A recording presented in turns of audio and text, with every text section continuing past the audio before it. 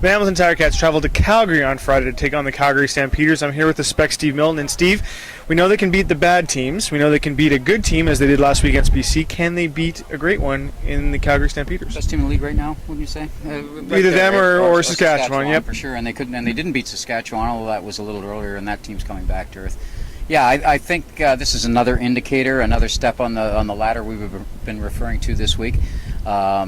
I think it's there. This is a team, Hamilton, with a great belief in itself right now. But one thing they're really going to have to do is watch for the sacks on Calgary, in my mind, because they have Charlton Hughes and Law. I think are the other two. They're 2-3 in the league right now, and Hamilton's been giving up, despite its offensive success, an alarming number of sacks. And you don't want that when you really have the only kind of there's only two veteran quarterbacks kind of healthy right now. One of them plays for Hamilton, so I think you want to protect him a little better than they have been, especially against this team.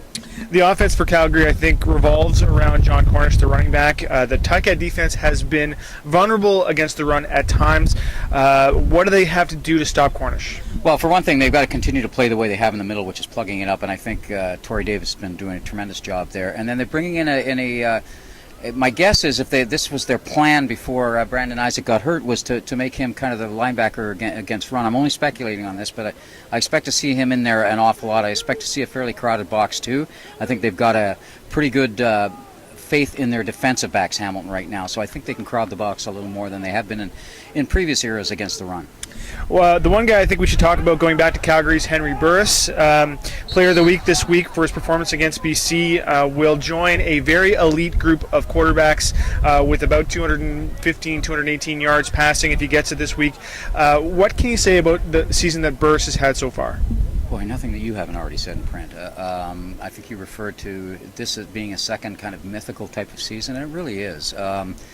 He's got his distribution is phenomenal. 3, I think, of the last 4 games, the top 2 receivers, and in 2 of those games, 3 of the top receivers were within 3 yards of each other in total yards. The distribution number is incredible. It's always 6 or 7 guys. There's never a guy with 12 receptions. Maybe the first game, but even Ellingson had almost as many as Fantus in that first game.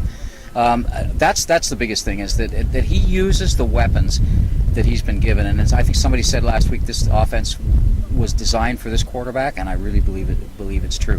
Henry's got an awful lot to be proud of here, and I don't see him slowing down, do you? I mean, I really think it's going to take an injury, because attrition is going to take an awful long time with this guy.